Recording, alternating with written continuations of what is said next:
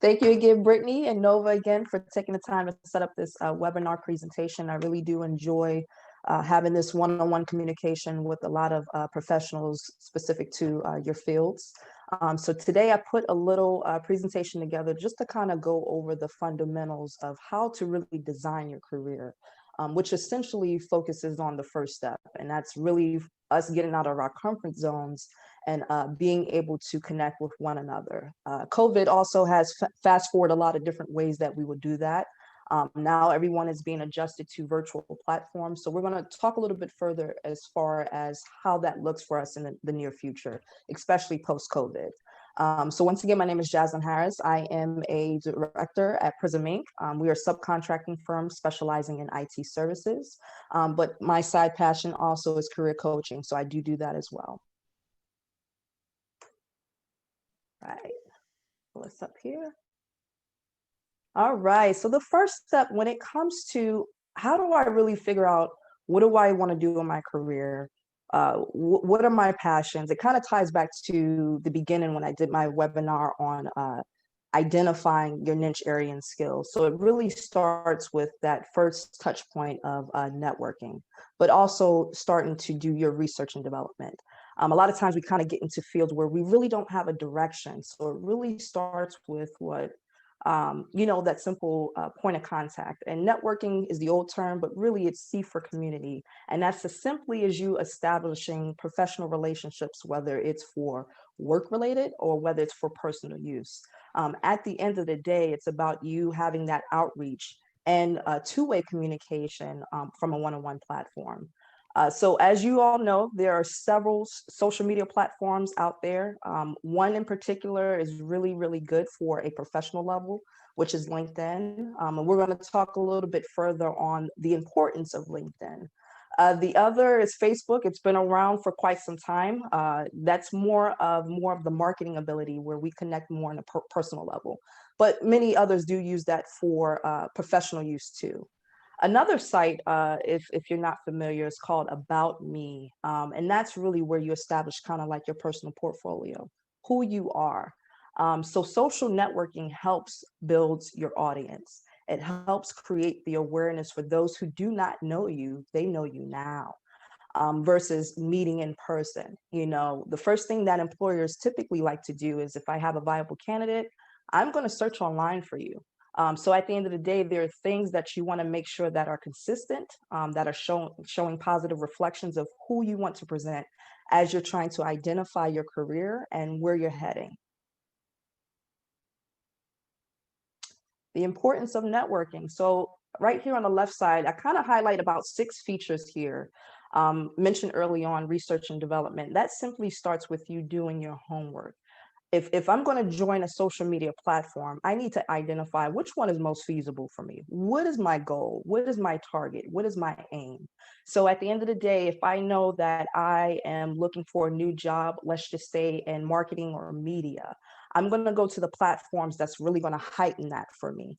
If I'm looking for more of the corporate side of opportunities, I'm going to go to those specific platforms that are going to heighten my opportunities. However, I can utilize a multitude to make sure that I have the most outreach. So starting with research and development, what do you want to do? What are some companies out there that you're most interested in? Some people, I've always wanted to be a part of Google or Facebook. I've always wanted to join Microsoft.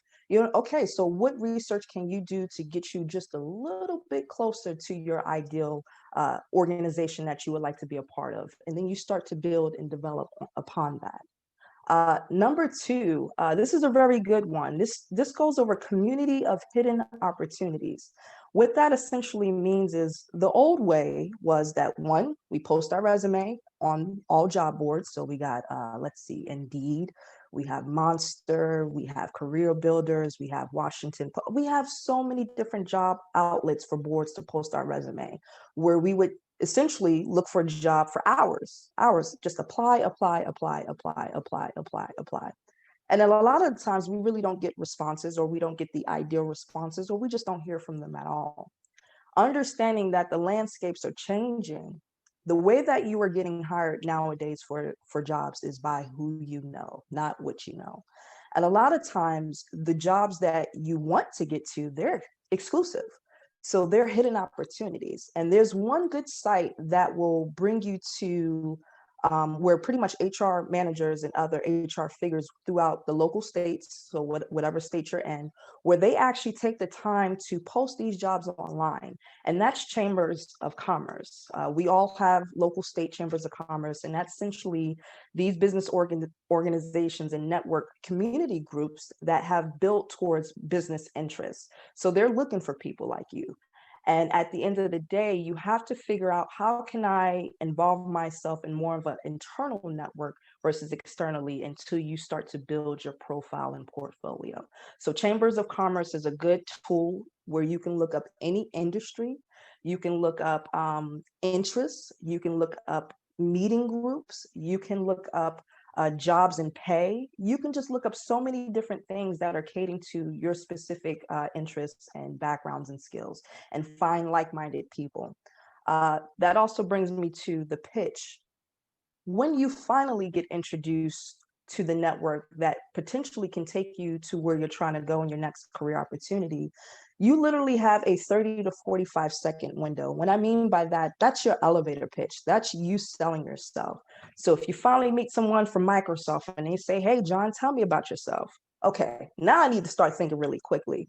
It's not about, "Oh, I went to school and I got my degree in this, I got that." Naturally, we all start off in that way, but at the end of the day, I want to know about you and how we could work together. What could you do to benefit me as an employer, and do the exchange? But that also requires you to do research. If I know that I want to work with Microsoft, well, one, what are the products that they sell? When did Microsoft originate? Just having basic information. So always having your elevator pitch ready to go when you are networking virtually or even in person. It's like having your portfolio, your resume ready to go within 30 to 45 seconds. Career development. This is very important when it comes to networking. We all have to start somewhere, whether you're entry level, mid level, senior level, and there beyond. You're trying to figure out, how can I get my foot in the door, whether you are starting completely new after college. Maybe you're transitioning an industry just due to, the industry being lucrative or not. You really have to figure out your connections, your resources, and how they can help you build upon. And essentially, that's going to bring you into mentorships. I think that's also very important as you're trying to develop your personal career. Uh, LinkedIn and Facebook, there's a lot of social media platforms out there, but I particularly use these two. LinkedIn, importantly, hopefully everyone on this call has a LinkedIn profile. I really believe that this is the first step to start getting your network and built out from internal and external factors. Whether you know people or not personally, LinkedIn, like Facebook, how many of us have friends on Facebook where we're not friends with, or you are friends but you don't talk? The point is, you've made that connection that someone may know someone to introduce you to someone that can help you. LinkedIn is really good in regards to lead generation. And what I mean by that, for employers specifically, like my company, we use LinkedIn to find candidates. We also use LinkedIn for networking perspectives. So it builds generations of leads. The M stands for million. So LinkedIn has about 7 million and somewhat following users that actually subscribe to LinkedIn.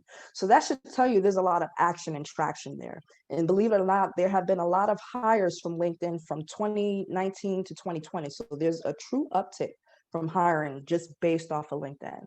LinkedIn, you can do all sorts of things. You can connect with all types of people, whether they have anything in common with you or not, but start those conversations. Definitely start to connect with those who are catering to where you're trying to go. Look at their profile, see the things that they've done, and hopefully when they connect with you, step out of your comfort zone, engage in conversation, and really, hey, I see you're doing this. That's exciting. This is what I'm looking to do. And I just really need some advice. It's okay to start those conversations like that, because that's how you build your network. Whether that person can help you today, tomorrow, the ideal is that now you're someone new in their network. So if anything comes across that makes sense from the conversation you guys had, it will ring a bell from them to reach out to you, or vice versa.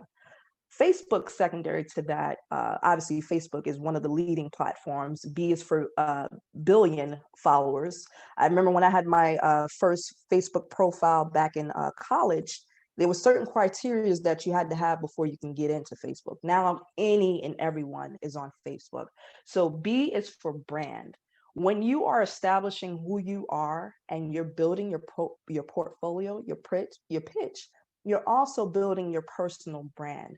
So at the end of the day, Facebook is used for personal use, but if you are going to use it for professional use, that is a good way for you to also market yourself. In hindsight of that, though, is as we know, back in college, maybe we've had pictures that are not acceptable for what we're doing now that we're much older and we're in a working field.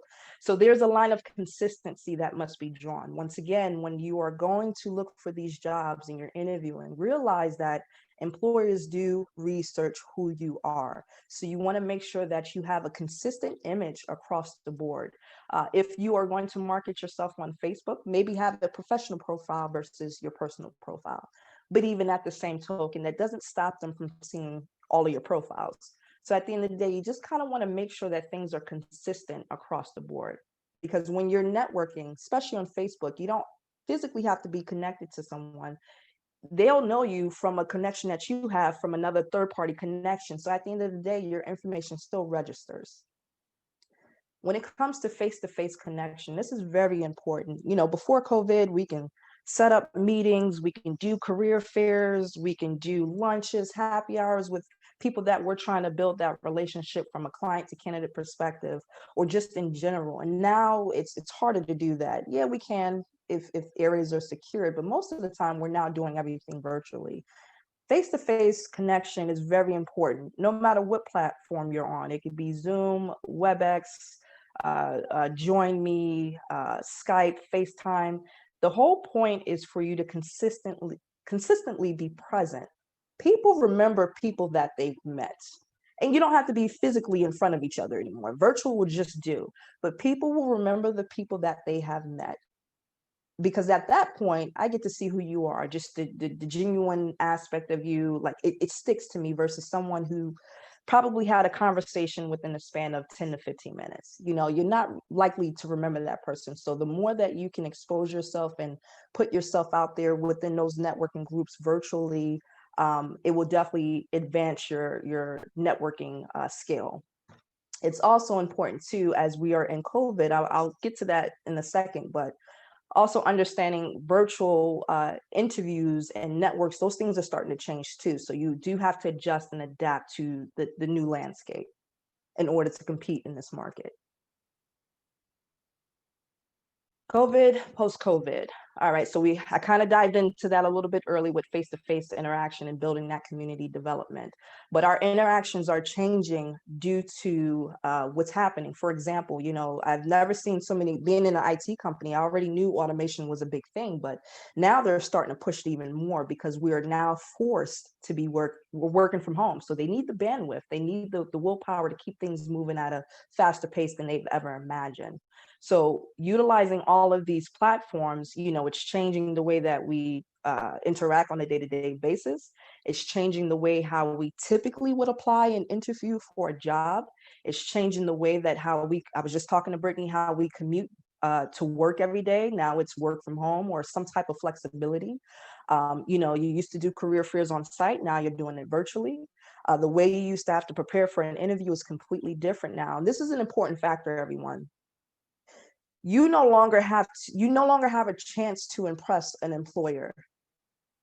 First impression is everything physically. You have to do just a little bit more work virtually. And even though we can see each other, they can't see you fully. So you have to be cognizant of all your actions, your movements, your facial expressions, your responses. Because now you can see yourself too. So it's putting more of a pressure on us as human beings where we're not used to seeing this on a day-to-day. So you really have to adapt of how you present yourself every single time, especially through all of these virtual channels.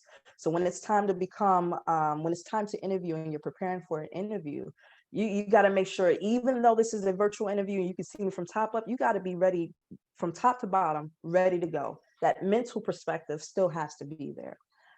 When you're interviewing, knowing the right questions to ask, when you're dealing with specific job placements, there's a lot of things that you have to go through now that we're on a virtual platform due to COVID. So the overall landscape is changing, and you have to get comfortable with doing a lot of different things virtually. And networking, building your virtual community can be done just as well, if not even more efficient, because now people don't have to get up and go anywhere. They'll be more willing to talk to you. They'll be more willing to set up that Skype or Zoom interview with you, or just, hey, let's catch up, let's talk about this. Because now I don't have to drive, I don't have to find a babysitter. I don't. It's a little bit more easier because we do have more of that work-life balance. So now is the time to not be shy. Now is the time to really get up and get out there, put yourself out there, but represent consistency and positivity across the board for what you're trying to do and the goals that you're trying to accomplish. So some of the benefits of social media, there's a lot. Once again, we talk about building the brand. I want to know who you are. I want you to know who I am. So you have to establish your awareness. And the only way you can do that is by presenting yourself on the different social platforms that you feel is most suitable for you. Having communication, that means all types of communication, not just email. There's so many things that can get confusing, misconstrued in email communication, that it's always good to, if you want to email, sure, let's pick up the call, let's pick up the phone, let's still have a conversation. So that way I understand exactly what it is that you're trying to convey to me. I can reciprocate the same information.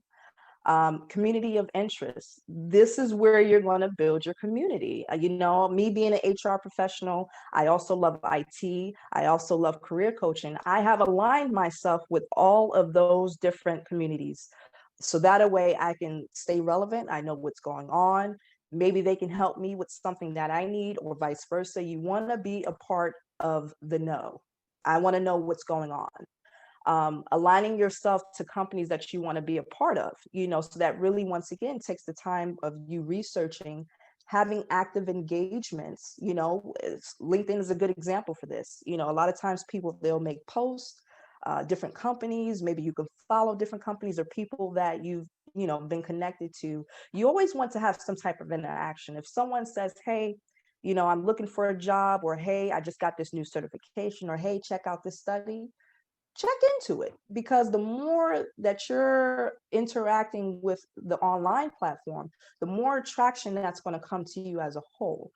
So the same thing with hiring managers. Even though LinkedIn is used for, lead generations, hiring managers are looking for top talent, just like candidates are looking for top companies to work for. It's a two-way relationship.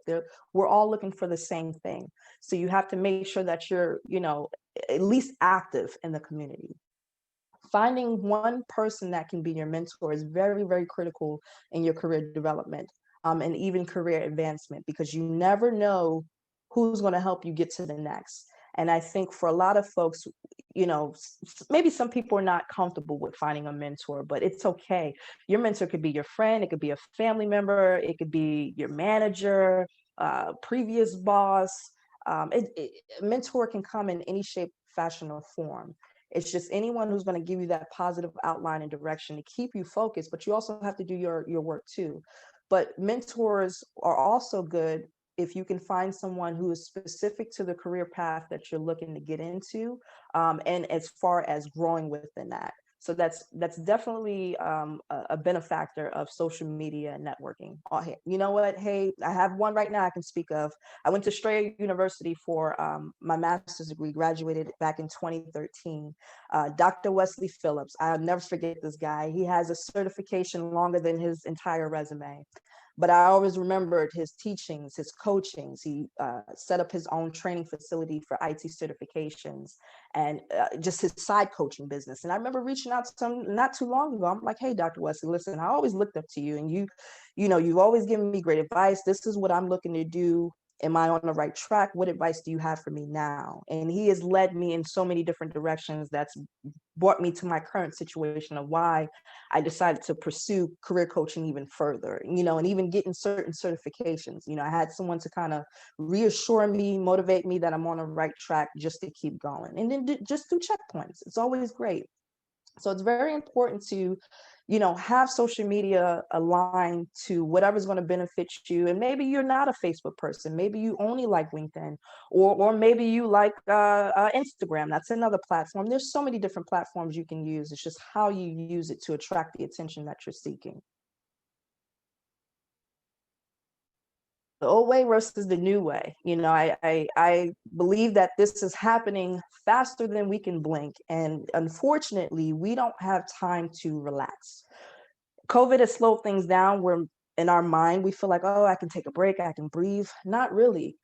In a sense, with traffic, sure. I mean, we're getting some of our hours back to us where we can cook dinner and eat by 6:37. That feels great. But at the end of the day, when you're in industry, whatever industry you may be, and it could be accounting, finance, it could be HR, it can be IT. Everything is changing faster than we can think at this very point, especially due to COVID. It was already happening before COVID.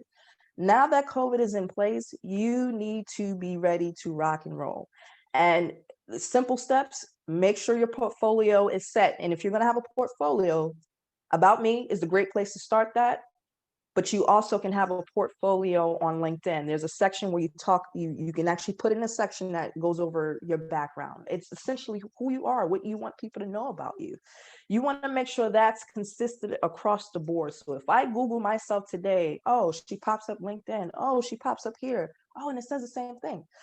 It also you want to reflect consistency. You want to reflect a positive image. And when I say positive image, it's more so of professional image. A lot of times, sometimes you just don't know. And that's why it's always good to have mentors.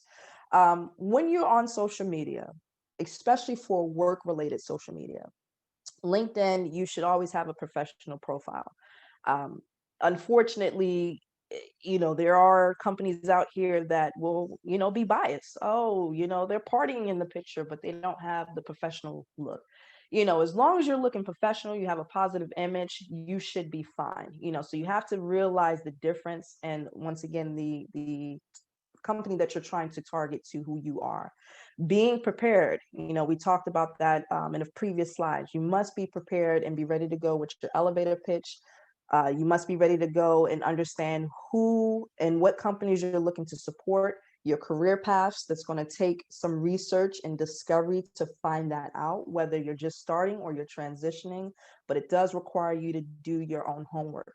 Your own homework as far as knowing the markets, who's hiring, who's not, what fields are most stable and lucrative, what fields are going to be here in the next 5 to 10 years due to the change of technology.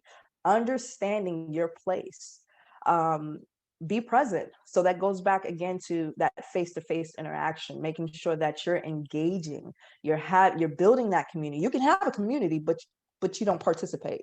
So we're not going to really know who you are. So you have to constantly be present, be engaging, be responsive, have active listening skills, reciprocate that you're understanding what I just conveyed to you, vice versa. So that's very important, from the old way versus the new way, where we're heading.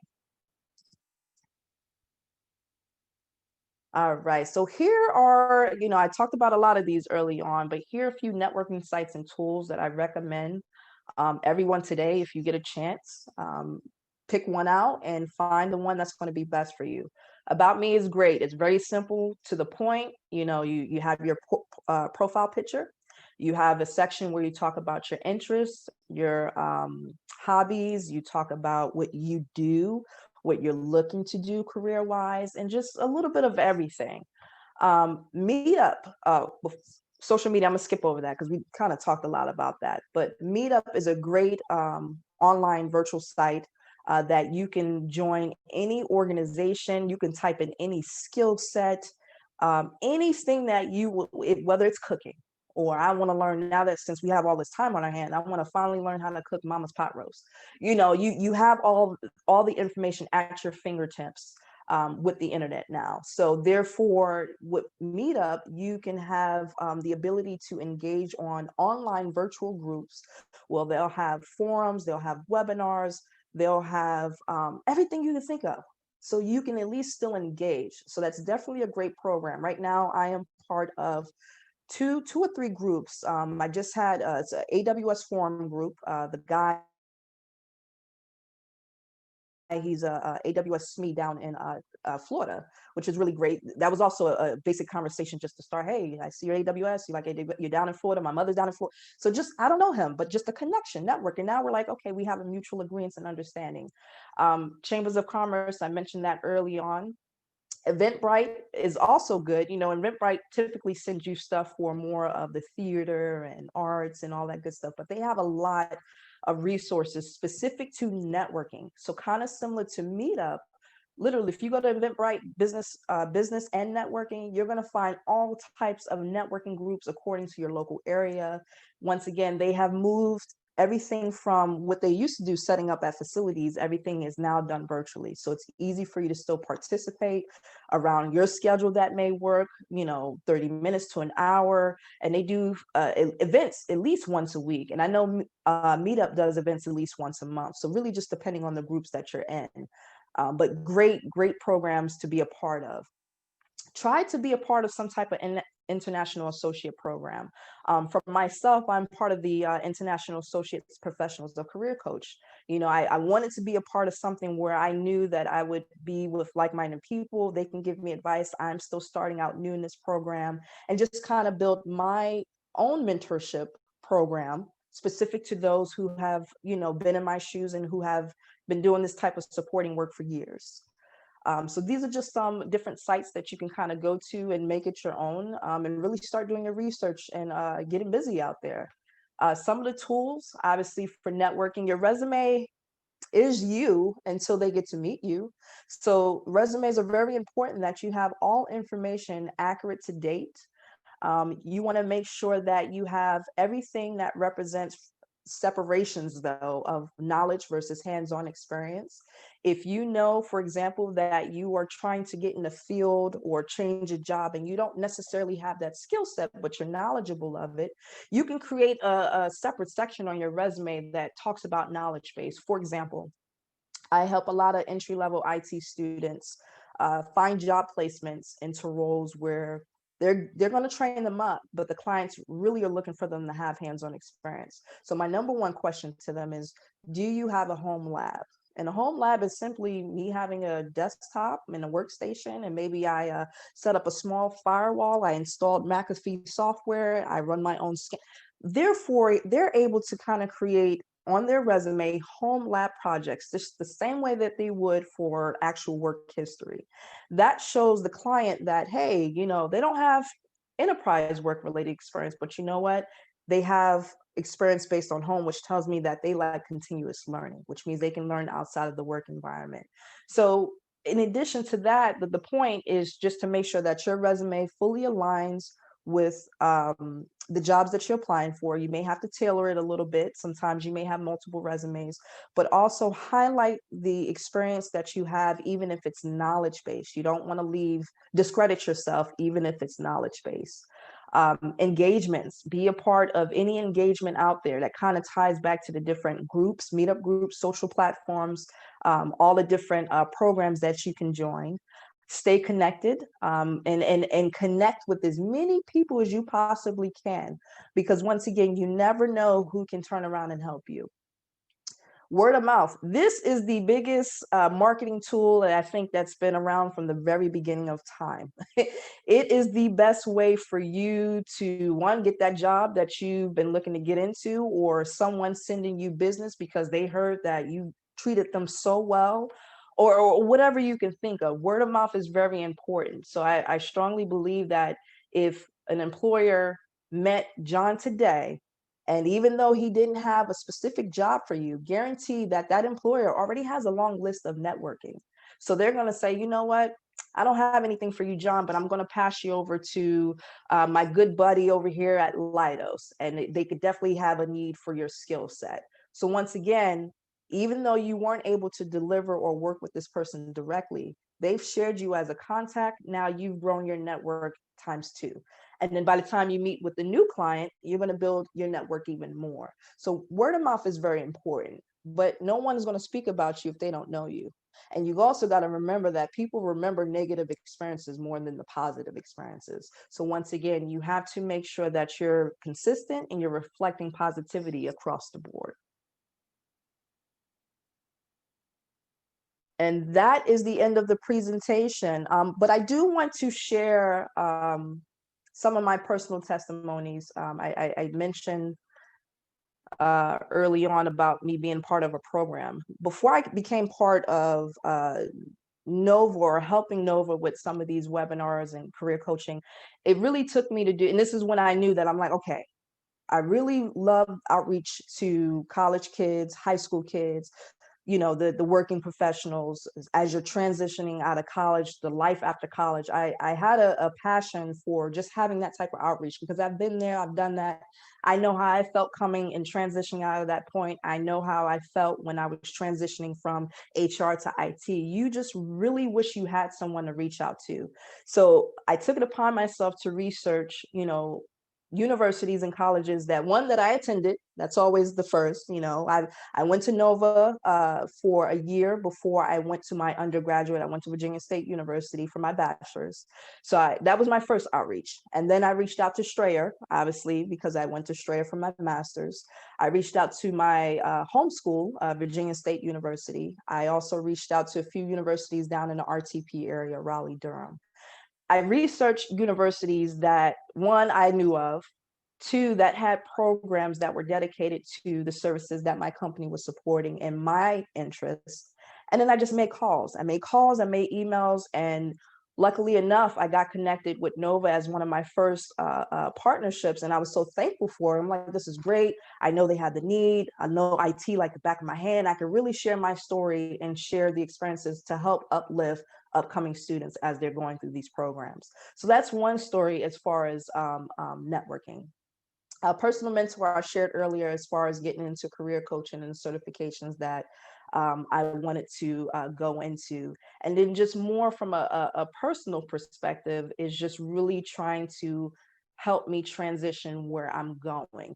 So I do have a few mentors that I also am connected with online through via LinkedIn, where they have done some more spiritual type spiritual career coaching, finance, awareness, IT training. So it's a combination of two or three different things. So I've taken the time to just reach out to different groups that I know that I've been connected with, and I see what they're doing. And I just want to see how I can offset myself and be present within those communities. And the network is growing. When I started my company 5 years ago, not my company, but when I started with my company 5 years ago, I had about 157 connections. I wasn't a believer of just connecting with people. And then as I started to understand the business with staffing, recruitment, just how big this field is and how important it is to network, I have now acquired over 2,000, maybe more of 5,000 connections. Now, do I talk to everybody every day? No, I do not. But guess what? I do interact with the community, people that I haven't talked with in a while, where we're sharing common stories. Oh, you just got this cert, congratulations. They're posting the new cyber trend. Really, wow, this is cool. You're just having those interactions. Well, what do you think about that? So even though we don't know each other on a one-on-one, we know each other virtually. And I think that's where that mutual line of respect crosses through. So at some point in time, where we may need each other, maybe not, at least we can have the confidence and credibility to reach out to that dedicated resource. And that completes everything. I do want to bring up another point too. According to, it's one of the forums group, the World Economic Forum. They just posted a posting, I think yesterday, as far as positions that are going to be pretty much obsolete or becoming obsolete so the goal is to reskill and upskill. And they were just talking about staying relevant. So that kind of goes back to one of the slides, continuously to stay relevant, do your research, find out what certifications or degree, whatever the case may be, that are needed for that time to stay relevant. So they kind of sent out a list of administrative roles due to AI and automation, by 2025, it's pretty much going to become obsolete, where the human interaction is not so much needed. So by 2025, there's going to be about 12 million jobs created additional, but really there's a loss because we're not really needed to have admin, clerks, administrative, data entry, IT auditors. They had a whole list of fields of positions. I'm like, oh my gosh. So if I know this, then I need to make sure that I'm doing my homework in advance to make sure that I stay ahead of the curve. 5 years, we're almost in 2021, so you're saying 2025. So this is very, very important to really stay up to date with what's going on out there, no matter what field you're in. If you're an accountant and the CPAs, just make sure you stay up to date with that. IT, I could speak about that all day long, and I think for the IT field, it's going to be even harder because of automation and artificial intelligence. You no longer need the human interaction to do these things. When I can have a robot, I can have this machine that can automate what I need done within a matter of seconds without human error. So there's a lot of things that we're going to have to reskill and upskill just to stay ahead of the game. And that completes everything, Brittany. Well, thank you so much for sharing this presentation and sharing your personal experience. If anyone has questions, you can unmute yourself and ask, or if you would like to type in the chat, you can Oh yeah, let me pull that up. type your questions in the chat. Just really quick, what was the name of the organization that you said shared the report about the jobs? Oh, the Chambers of Commerce. Chambers of Commerce. Yeah. So they have all local state businesses. It's a big network community of all local organizations who have personal goals and interests. So you can be a part. They've also have exclusive jobs that are posted there and not on the job boards. So it's just a really good site to see what's out there, what's current. Being in the know. Okay, thank you. You're So we have welcome. a question in the chat. It says, I use Indeed to find internships in entry-level cybersecurity IT jobs, but none of the employers get back to me. I believe because of my resume is not good enough since I have no experience. How can I at least get the employer's attention? So that's the first part of the question. I obtained Security Plus cert, and I am about to get my cybersecurity associate's degree, and I maintain a 4.0 GPA. Congratulations on that Yes. part. Congratulations. Absolutely. Yeah, that's a big deal. I believe that my resume is not too bad, but I can't get the employer's attention. So Mert is asking, what can he do to get the employer's attention because he isn't having luck on these online job boards? You said Mert, is it? No, great question. And honestly, a lot of my job when it comes to career coaching IT professionals, I have those similar conversations, especially for those who are trying to get into the market. And I can tell you right now, IT is very competitive, but security is a whole different beast within itself. And if you can get certs, that's the first step to say, hey, I have an interest, I have a general baseline understanding of, NIST compliance, what to do, what not to do, hacking, malicious software. You kind of have like a generalized background of it, but clients are also looking for you to have some type of level of experience. Now, what I will tell you is if you're interested in cybersecurity, and let's just say you don't have no IT experience at all, it's more the matter of where are you willing to start to get your foot in the door. Most IT professionals start at a very low level, and it's not probably ideal, the help desk desktop. But what I will tell you is, as you get into help desk desktop, you will start to deal with basic fine line security measures, such as, administrative password resets and lockouts. There are different privileges that you have to go through. Maybe you are installing security software, maybe it's McAfee or Norton, on the client's workstation or laptop, and you're monitoring for any alerts that are coming in. These are very basic security measures. So you have to look at what overall experience do I have? What features can I bring to the table and highlight? So meaning, set up a home lab if you don't have a home lab. Start doing your own tutorials. Put that on your resume to say, you know what? I have set up Windows 10. I've installed McAfee software. I conduct vulnerability scans to mitigate these risks.